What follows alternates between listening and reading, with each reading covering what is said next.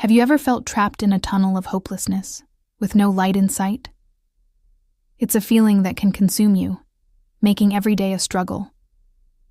What if I told you that one of the most powerful tools to combat this feeling isn't a new therapy or a pill, but something ancient, profound, and deeply personal? Something you already have within you. We often think of prayer as a purely spiritual act, a conversation with a higher power. But what if science is beginning to uncover what people of faith have known for centuries? That prayer has a tangible, measurable impact on our brains, our bodies, and our ability to overcome despair. Today, we're diving deep into the incredible science of faith and exploring how prayer can literally transform hopelessness. Let's start with the brain. When we feel hopeless, certain areas of our brain, like the amygdala, our fear center, are on high alert. Meanwhile, the prefrontal cortex, responsible for emotional regulation and problem-solving, can become less active. This creates a vicious cycle where we feel stuck in fear and anxiety, unable to see a way out. This is where prayer comes in. Neuroscientific studies, using fMRI scans, have shown that focused prayer and meditation can actually change our brain activity. When people engage in prayer, there's an increase in activity in the prefrontal cortex. It's like turning on the lights in the control room of your brain.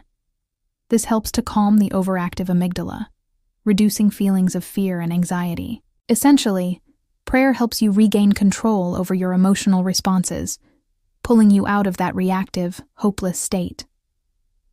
Dr. Andrew Newberg, a neuroscientist at Thomas Jefferson University, has spent his career studying the brains of monks and nuns during prayer and meditation. He calls this state absolute unitary being, where the sense of self begins to dissolve and a feeling of connection to something larger takes over. During these moments, activity in the parietal lobe, which helps us orient ourselves in space and time, decreases. This can lead to a feeling of oneness, of being part of something bigger than our own problems. This shift in perspective is incredibly powerful. When you feel connected to a greater purpose or a higher power, your individual struggles, while still real, don't seem as overwhelming. They are put into a larger, more manageable context. But the effects of prayer aren't just in our heads. They extend throughout our bodies. Hopelessness and chronic stress are intrinsically linked. When we're stressed, our body releases cortisol, the stress hormone. High levels of cortisol over long periods can wreak havoc on our health, weakening our immune system, increasing blood pressure, and contributing to depression. Remarkably, studies have shown that regular prayer can help lower cortisol levels. By calming the nervous system, prayer acts as a natural stress reducer. It activates the parasympathetic nervous system, often called the rest and digest system. This brings your body out of the fight or flight mode associated with stress and into a state of calm and recovery. Think of it as a daily reset button for your entire system.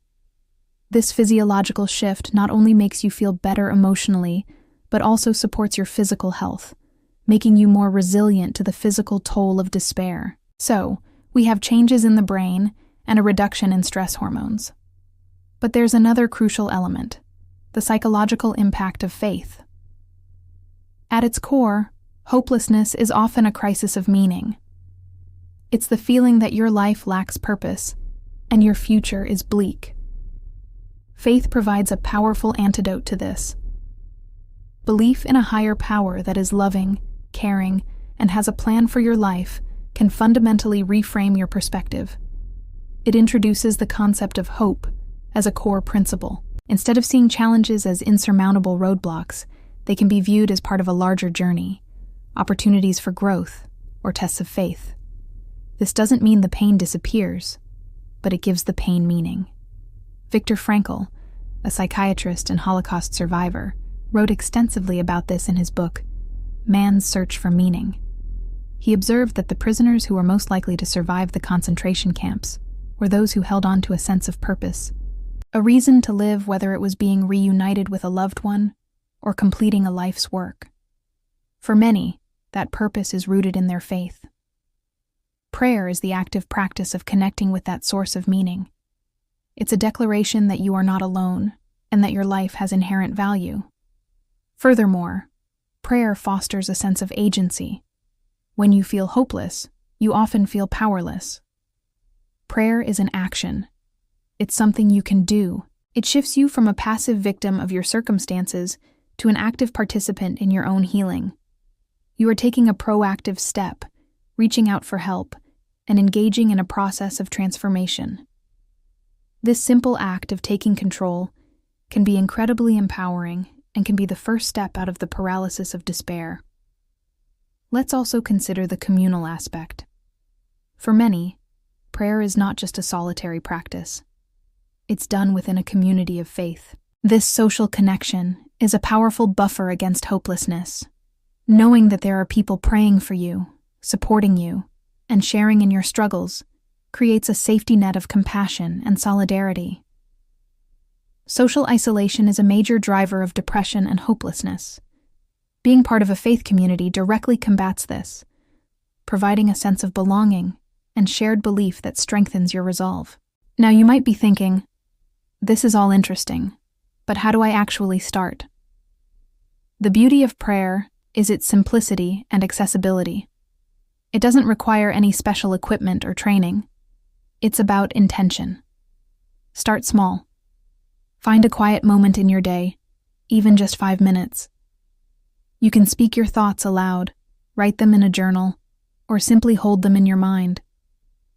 You can follow a traditional prayer, or you can just have an honest conversation. Talk about your fears, your pain, and your feelings of hopelessness. But don't stop there.